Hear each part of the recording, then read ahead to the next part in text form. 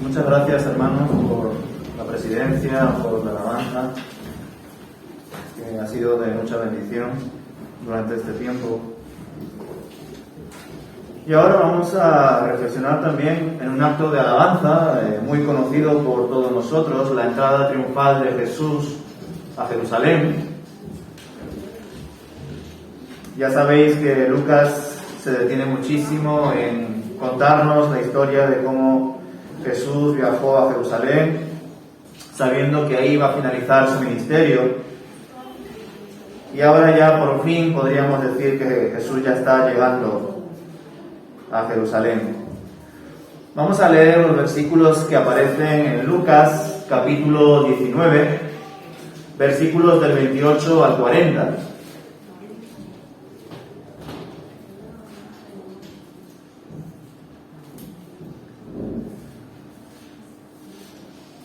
Lucas capítulo 19, versículos del 28 al 40.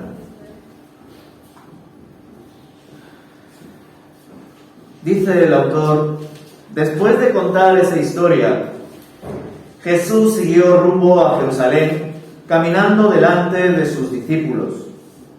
Al llegar a las ciudades de Betfagé y Betania, en el monte de los Olivos, mandó a 2 discípulos que se adelantaran. Vayan a la aldea que está allí, les dijo. Al entrar verán un burrito atado, que nadie ha montado jamás. Desátenlo y tráiganlo aquí. Si alguien les pregunta, ¿por qué desatan al burrito? Simplemente digan, el Señor lo necesita. Y efectivamente, mientras lo desataban, los dueños les preguntaron, ¿por qué desatan ese burrito? Y los discípulos simplemente contestaron, el Señor lo necesita. Entonces le llevaron al burrito a Jesús y pusieron sus prendas encima para que él lo montara. A medida que Jesús avanzaba, la multitud tendía sus prendas sobre el camino delante de él. Cuando llegó a donde comienza la bajada del monte de los Olivos, todos sus seguidores empezaron a gritar y a cantar, mientras alababan a Dios por todos los milagros maravillosos que habían visto. Bendiciones al Rey que viene en el nombre del Señor. Paz en el cielo y gloria en el cielo más alto. Algunos de los fariseos que estaban entre la multitud decían, Maestro, reprende a tus seguidores por decir cosas como esas. Jesús les respondió, si ellos se callaran, las piedras a lo largo del camino se pondrían a clamar. Hasta aquí vamos a leer esta sección, donde, como he dicho, se narra cómo fue la entrada triunfal de Jesús a Jerusalén. Nos encontramos, como bien sabéis ya, un evento muy famoso. Yo creo que se profundiza bastante en esta historia con los niños, en las escuelas bíblicas, y también cuando es Semana Santa, ¿verdad? Es tradición hacerlo. Es un evento tan importante que aparece en los 4 evangelios. Ya lo acabamos de leer en Lucas capítulo 19, pero también aparece en Mateo capítulo 21, en Marcos capítulo 11 y en Juan capítulo 12. Esto, desde luego, nos invita a pensar que es un evento clave para nosotros. Nada más leer la historia, después de haber el Señor Jesús, de haber contado la parábola de las 10 minas, que hemos reflexionado este viernes en el culto de oración, vemos que Jesús, que estaba pasando por las ciudades de Betfagé y Betania, invita a 2 de sus discípulos a que adelanten en el camino y vayan a por un pollino o burrito, según vuestra versión, que estaba preparado para que él se montase en ese pollino. Vemos que además estos 2 siervos son enviados para que sepan cómo responder a los dueños de este burrito. Evidentemente Jesús sabía que este burrito tenía dueño. Por eso Jesús les comentó a sus discípulos que debían decir lo siguiente: el Señor lo necesita. Todo esto era para cumplir la profecía que se encuentra en Zacarías capítulo 9, versículo 9, que dice lo siguiente: Alégrate, oh pueblo de Sión, grita de triunfo, oh pueblo de Jerusalén. Mira, Tu rey viene hacia ti. Él es justo y victorioso, pero es humilde, montado en un burro, montado en la cría de una burra. Esto es lo que dice el versículo 9 del capítulo 9 de Zacarías. Esta profecía es una muestra más de que el Mesías no iba a venir con poder celestial o con un poder militar y político como varios esperaban del Mesías y libertador de Israel, que estaba en este momento bajo el yugo del Imperio Romano. Desgraciadamente muchos esperaban a este Jesús, un Jesús que nosotros como cristianos sabemos que vendrá así, pero en la segunda venida. No vino así en la primera venida. En la primera venida vino como un cordero, en la segunda venida vendrá como un león. Desde luego nos podríamos preguntar qué Jesús estamos esperando hoy en día. Porque los judíos en los tiempos de Jesús esperaban un Jesús victorioso, con juicio, con justicia, con poder. Desgraciadamente no sabían que ese poder, esa justicia era para todos, no solamente para los romanos que estaban explotando de Israel, sino para los propios judíos si estaban viviendo a espaldas de Dios. Sería pero que muy sarcástico, ¿verdad? Que hoy en día la iglesia cristiana está esperando a un Jesús como en la primera venida. Y desgraciadamente así, como ya os he compartido varias veces, se predica. Y más aún con todas las formas inclusivas y tolerantes con las que a veces exageramos. Por supuesto son importantes, ¿verdad? Dios mismo no hace acepción de personas. Pero una cosa es eso y luego es tolerar absolutamente todo. Sería irónico que hoy en día los cristianos esperen un Jesús que lo va a perdonar absolutamente todo sin necesidad de arrepentimiento. Que nos va a prosperar por el simple hecho de decir que creemos en Él y alabarle de vez en cuando. Desgraciadamente, esa ironía, hermanos, se está cumpliendo. Hay iglesias del Evangelio de la Prosperidad, mega iglesias donde parece más bien un negocio en vez de una congregación de adoración al Señor. Desgraciadamente estas iglesias están esperando un Jesús de primera venida que desgraciadamente no es como Él tampoco vino. Por tanto, nos podríamos preguntar qué Jesús estamos esperando hoy en día.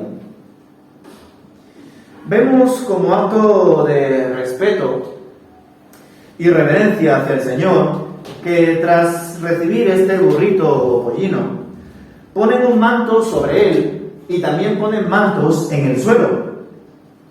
Dice el texto que se tendían mantos donde él pasaba por el camino, y así Jesús continuaba su viaje. En el versículo 37 se nos dice que baja del monte de los Olivos. Ya sabéis que este monte es muy especial también para Jesús. Más adelante lo veremos. A partir de este momento, los seguidores de Jesús, al verle a él montado en un pollino, llegando a Jerusalén después de toda la fama que habían escuchado de él por sus milagros, sanidades, grandes enseñanzas con autoridad, que habían roto con las filosofías y falsas religiones de aquella época, pues esperaban un gran evento por parte de él, llegando a la ciudad santa de Israel. Las palabras de adoración del versículo 38, reconociendo a Jesús como Rey, como aquel que viene en el nombre del Señor, como el que origina paz y gloria en lo más alto, eran alabanzas tan grandes por parte de sus seguidores y las personas que estaban allí, que, como hemos leído ya, los propios fariseos llamaban la atención a Jesús para que reprenda a sus seguidores por decir cosas así. No obstante, Jesús nos muestra algo precioso en el versículo 40, que es cierto que puede ser tomado como una hipérbole. Jesús exagera varias veces a la hora de hablar, pero guarda un sentido especial para nosotros. Cristo les dice a los fariseos que si Él mandase callar a sus seguidores, las propias piedras clamarían. Con esto nos quiere mostrar que es inevitable que la humanidad y la creación dé saltos de alegría y de llenura porque estaban a punto de ver la mayor victoria de la historia de la humanidad. Al justo muriendo por los injustos, al Hijo de Dios dando toda su vida por cada uno de nosotros. Aún sin comprender muchas veces lo que estaba pasando, ya sabéis que los seguidores de vez en cuando pues alababan al Señor, ¿verdad? Pero este fue el momento más álgido de esta adoración hacia Jesús. Estas palabras de Jesús, de que hasta las piedras alabarían, son impresionantes porque nos muestra que la redención de Dios marca claramente la historia de la humanidad. Que las personas tienen la libertad de seguir o no al Señor, pero que igualmente Él va a cumplir su voluntad en la historia y en cada uno de nosotros. Y si nadie o casi nadie quiere formar parte de su gran obra redentora, Él empleará hasta las piedras, si hace falta, para seguir con su plan. Todo este punto me encanta, hermanos, porque soy testigo de ello en otras personas y también en mí mismo. Hay noticias de hermanos que a través de experiencias ajenas a la iglesia o incluso de sueños, yo no sé si habéis leído artículos de musulmanes que han tenido sueños donde el Señor se presentaba a ellos y gracias a esos sueños, que podríamos discutir si son reales o no, si son por parte de Dios o no, esos musulmanes dejaron su religión y se convirtieron al cristianismo. Como he dicho, hay varias noticias, milagros, eventos que afortunadamente por un lado y desgraciadamente por otro, afortunadamente ¿por qué? Porque se han convertido. Desgraciadamente ¿por qué? Porque no ha sido gracias a la iglesia. Pero afortunadamente han podido conocer a Dios y debemos dar gloria a Él por ello. Pero debemos darnos cuenta de que muchas veces el Señor usa otros recursos a través de su iglesia porque su plan debe continuar. Y esto nos muestra que probablemente hay momentos en los cuales las congregaciones pueden estar distraídas, pueden estar reducidas, pueden estar dormidas. Y por eso no realizan lo que deben realizar como hijos de Dios.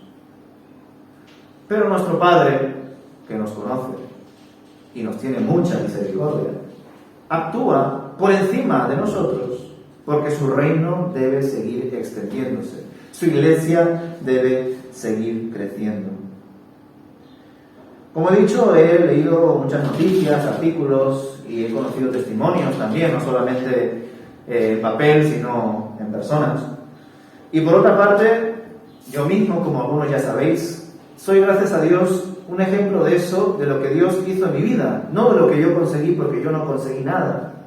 Ya sabéis algunos de vosotros que yo estudié en un colegio católico de secundaria que se llamaba Jesús de Nazaret. Realicé el bachillerato en un instituto que se llamaba Jesús de Nazareno. Pero desgraciadamente ni en secundaria ni en bachillerato no conocía a Jesús. Fue recién en la Universidad Complutense, estudiando filosofía, que Jesús me encontró a mí. Y qué pena, ¿verdad?, que en estos colegios católicos, que por cierto me dejaban a un lado porque mis padres no eran creyentes y no me habían bautizado por diferentes razones, por el rito católico, y por tanto yo no podía participar del culto en la Eucaristía, todo el mundo se levantaba a recibir la hostia y yo me quedaba sentado, marginado, porque no había sido bautizado. Por supuesto, los colegios católicos siguen muchas veces los ritos, la adoración o veneración a los santos, a las vírgenes, la liturgia, tradiciones que muchas veces ni ellos entienden. Y hasta incluso doctrinas que no pueden, ¿verdad?, negar ni borrar de sus actas, y que la forma en la que ellos lo quitan es echándolo a un lado, como la doctrina del purgatorio. Hermanos, a mi casa vinieron testigos de Jehová. Por las calles me han hablado mormones. Y en ciertos lugares he podido compartir con amigos, conocidos que eran creyentes del karma, la reencarnación, el horóscopo y creencias de ese tipo. Pero nunca me habló un evangélico a mí. Nunca una persona se acercó a mí a hablarme del evangelio. Vinieron mormones, vinieron testigos de Jehová, vinieron gente de diferentes religiones o pseudo religiones. Pero nunca vino un evangélico a decirme quién era Jesús a mí. Como he dicho antes, fue gracias a Dios. Yo buscaba algo, buscaba un sentido en la vida, buscaba un propósito más allá de esta existencia. Pero qué bueno, ¿verdad?, que una sola persona no pueda llegar a Dios por su propio esfuerzo. Porque créanme que si eso fuera posible, se sentiría un Dios. Tendría vanidad en decir, yo busqué en medio de todas las religiones un montón de libros y conocí a Dios. Yo hice eso, pero no lo encontré. Porque el que estaba perdido era yo, no era Él. Y en su gracia, en un momento dado de esa búsqueda, Él fue el que me encontró. Y fijaos que en las universidades también existen ministerios evangélicos donde se supone que los estudiantes también comparten del Evangelio a otros estudiantes. Desgraciadamente, quizá en ese tiempo no había ese ministerio en la Complutense, o se haría de una forma que no tendría repercusión. Una vez, hermanos, dijo un predicador ya fallecido, entre otras frases, de hecho esta también me gusta, solo los que no han sido cambiados por el Evangelio son los que quieren cambiarlo. Pero aparte de esta frase y de muchas otras frases que él ha dicho como predicador, dijo la siguiente: el día en que una persona abra la Biblia, la lea y crea en Dios, todos seremos avergonzados. Y os voy a explicar qué quiere decir esta frase, por el contexto, que no puedo poner aquí su predicación, por supuesto. Se puede dar distintos matices, pero estoy convencido de que este predicador, lo que dijo con esta frase de exhortación a la comunidad, no fue una crítica a las Biblias o a organizaciones como Sociedad Bíblica que se esfuerzan, ¿verdad?, por distribuir Biblias y traducirlas a lenguas en las cuales todavía hoy no han sido traducidas. Lo que quiere decir este predicador con esta frase de que el día en que una persona abra la Biblia, la lea y crea en Dios, todos seremos avergonzados, lo que quiso decir este predicador Ravenhill fue que aunque la Biblia sea una gran herramienta y también un gran ministerio en la cual una iglesia puede invertir, se supone que el deber de todo hijo de Dios es ser de testimonio a otro. No es iluminar, sino nosotros mismos ser luz, como ha comentado nuestra hermana Mari Carmen. Por tanto, cuando hay gente allá afuera, hermanos, que se convierte, gloria a Dios, pero que se convierte no por la iglesia, sino porque Dios, al ver que la iglesia no clama a Dios, coge piedras para que hable. Usa recursos, sueños, experiencias personales, o directamente, como fue mi caso, cogió mi corazón y lo pasó de piedra a carne. Hermanos, esta frase por supuesto que también es para mí. De hecho, yo me siento muy deudor de los universitarios que no son creyentes, porque están tan cerca de Dios y a la vez tan lejos. Ya sabéis que en un cierto sentido soy humanista. Entiendo que el conocimiento y la ciencia verdadera viene de Dios y que nosotros nos debemos de esforzar por ello, por conocerlo. Por supuesto existen corrientes pseudocientíficas o ateos que construyen artículos que no tienen buenas bases. Pero eso no quiere decir que la ciencia sea del diablo, que ser filósofo o psicólogo sea pecado. Y afortunadamente hoy en día las iglesias cada vez han dejado atrás esa idea arcaica. Con toda esta observación relacionada con cómo el Señor usa sus recursos, quiero conectarla también con la idea misma que yo creo que se respira a la hora de reflexionar en la entrada triunfal de Jesús en Jerusalén. Casi todos los que hemos escuchado el Evangelio y nos ha tocado el corazón, podría decirse que hemos experimentado como una entrada triunfal de Jesús a nuestra vida.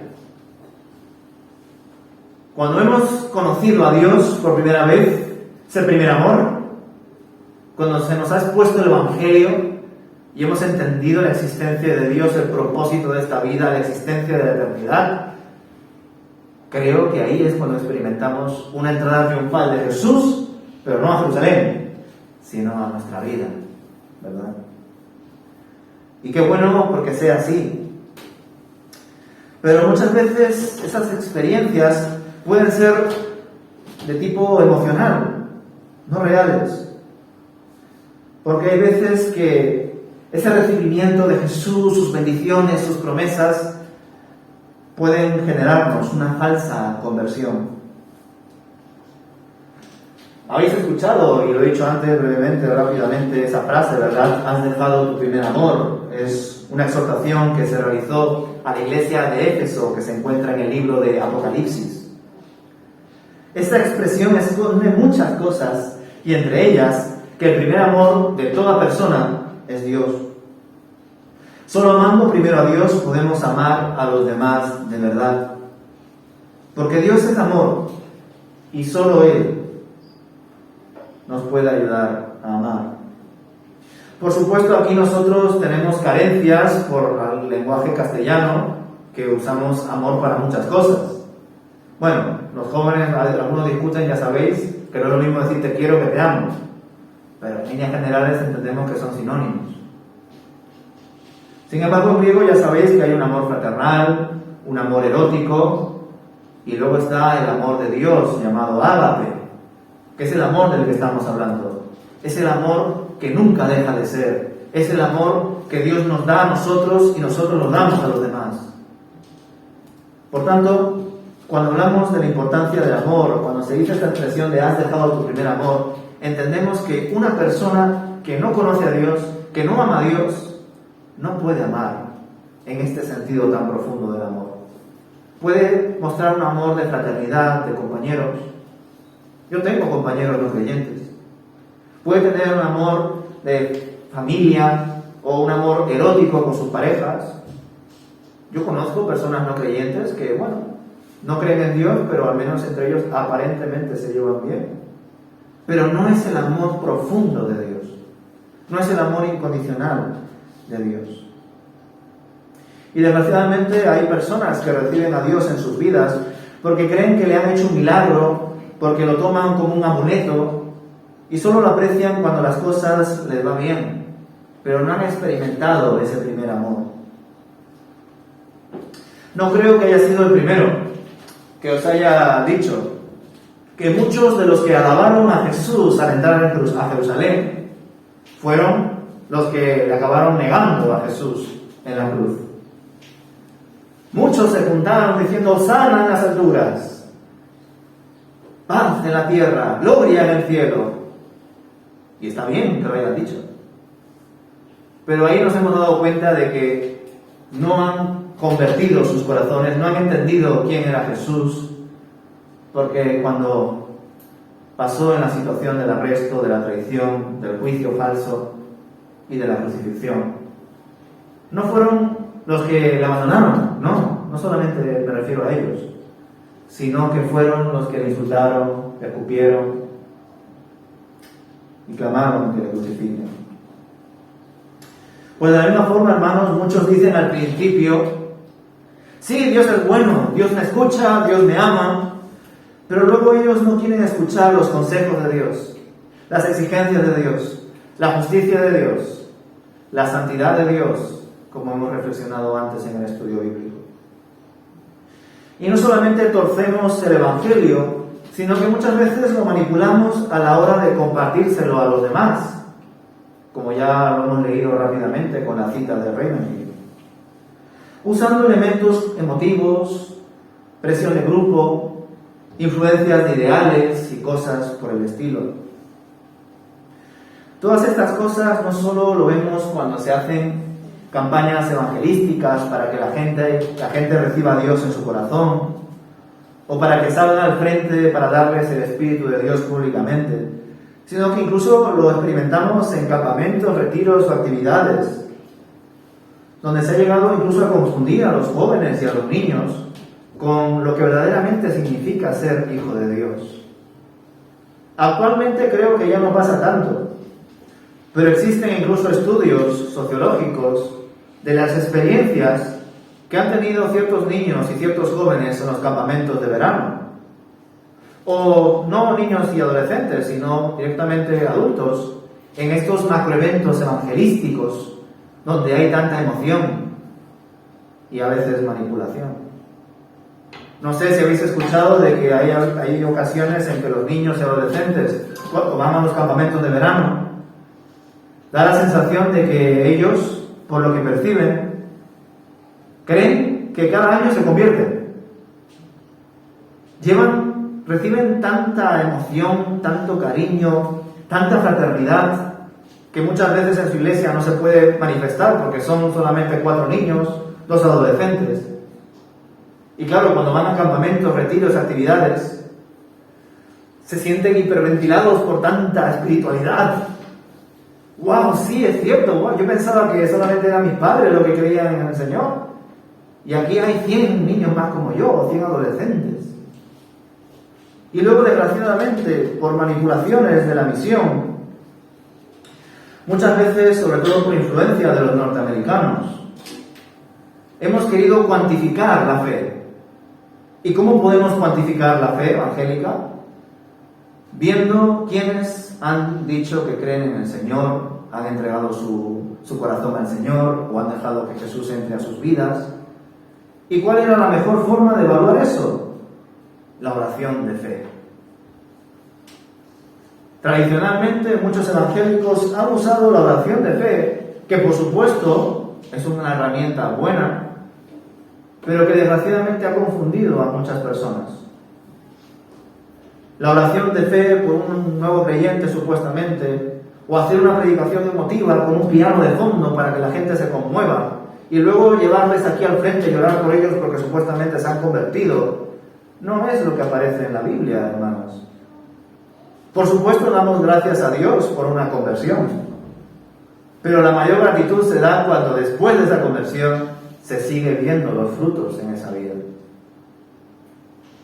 Y a veces tenemos muchas frases cliché, hermanos. Hace unos meses vi por ahí en una publicación de redes sociales que hubo un culto de bautismo. Y decía la publicación algo así como que hoy hay gloria en los cielos, o hoy hay fiesta en los cielos. ¿Habéis escuchado quizá esa frase vosotros? Porque es muy tradicional. Hay un culto de bautismos y dicen, hoy hay fiesta en los cielos. Hermanos, si hubo fiesta, la fiesta hubo cuando ellos se convirtieron. Cuando ellos se bautizan, ya se han convertido. De hecho, el bautismo es una expresión de haberse convertido. Por tanto, la fiesta hubo antes, no en ese momento. Pero ¿sabéis por qué tenemos estas expresiones? Pues como he dicho antes, porque queremos cuantificar la fe. Y eso es muy humano. Sobre todo cuando somos líderes, cuando somos pastores y misioneros, y nos juntamos también entre nosotros. Aparte de que cuando se juntan los pastores, las ovejas se mueren, como dice el dicho. Lo que pasa es que muchas veces al hablar surge esa tentación de hey, ¿y en tu iglesia cuántos miembros hay? ¿Cuántos asisten a la semana? Oye, pastor tal, ¿cuántos has bautizado este año? Y a veces queremos comparar nuestra efectividad como líderes, la bendición de la iglesia y todas estas cosas con números. Pero eso no aparece en las Escrituras, hermanos. Por supuesto hay que dar gracias a Dios por la cantidad, porque la iglesia crezca, porque vengan nuevas personas, por tener la oportunidad de conocerles, pero prioriza la calidad y el crecimiento de los que ya están, hermanos. Porque si ponemos los ojos en que vengan más y los que están no están preparados para recibirlos, vendrán y así como han venido se irán. Y es un esfuerzo de todos, de mí y de vosotros, porque no siempre estamos atentos a aquellos que necesitan ayuda, que necesitan quizá escuchar a alguien o hablar, porque sí, todos estamos ocupados, es cierto, pero como también reflexionamos en la parábola del culto del viernes, es importante estos actos de conversión, de alabanza, de gratitud a Dios. Pero más allá de esas palabras, más allá de ministerios y de servicios, lo más importante es su relación con Dios. Porque si hay algo que nos enseña la parábola de los talentos o la parábola de las 10 minas, donde a varios siervos se les dio un dinero para que lo inviertan, y 2 de ellos lo multiplicaron por 2, pero el tercero, por miedo al Señor que le dio ese dinero, lo guardó, lo ocultó para no perder nada. En la parábola de los talentos, el Señor de la parábola era más duro: echarlo fuera y que sufra. En la parábola de las minas no era tan fuerte con ellos, era más fuerte con los consiervos que criticaban al hombre noble, como lo leímos en viernes. Por tanto, hermanos, lo más importante no es cuántos ministerios tengamos, cuántos miembros seamos o cuántos asistentes seamos cada domingo, sino que cada uno de nosotros, aunque seamos solamente 5 los que vengan a la iglesia o 4, tengamos una relación con Dios. Y por supuesto también entender que aquellos que no vienen a la iglesia no es porque sean pecadores necesariamente. Tenemos que quitarnos esas falsas ideas. Hay muchas personas que no vienen a la iglesia porque están trabajando, o porque están muy ocupados, o porque a veces hay prioridad en la familia. Y por supuesto, la familia es lo primero. Incluso para el pastor, la familia es lo primero. Si no lo entiende así, mal va su ministerio. Por tanto, hermanos, la verdad que me ha gustado mucho la alabanza de hoy. Y debe ser así, debemos alabar al Señor con nuestras voces, con nuestras manos, con nuestros instrumentos, con nuestros hermanos que nos dirigen, nos presiden, pero también no olvidarnos de la otra parte, de si hemos recibido con triunfo a Jesús en nuestras vidas, que luego no le traicionemos cuando pasemos por situaciones delicadas, como aquellos judíos que alabaron a Jesús cuando entró a Jerusalén, pusieron sus ropas, sus mantos delante de él como signo de respeto, pero luego varios de ellos dijeron: crucifíquenlo. Pues no crucifiquemos a Jesús en nuestras vidas, hermanos, porque Jesús ha venido para darnos vida y vida en abundancia y para compartirla con otros. Que esa entrega triunfal también esté grabada en nuestra mente. Como dije, creo que el domingo pasado, yo sé que es más difícil para una persona que ya ha nacido en una familia creyente identificar cuándo se ha convertido. Y gracias a Dios no es lo más importante. Lo más importante es que eres hijo de Dios, no a partir de qué día empezaste.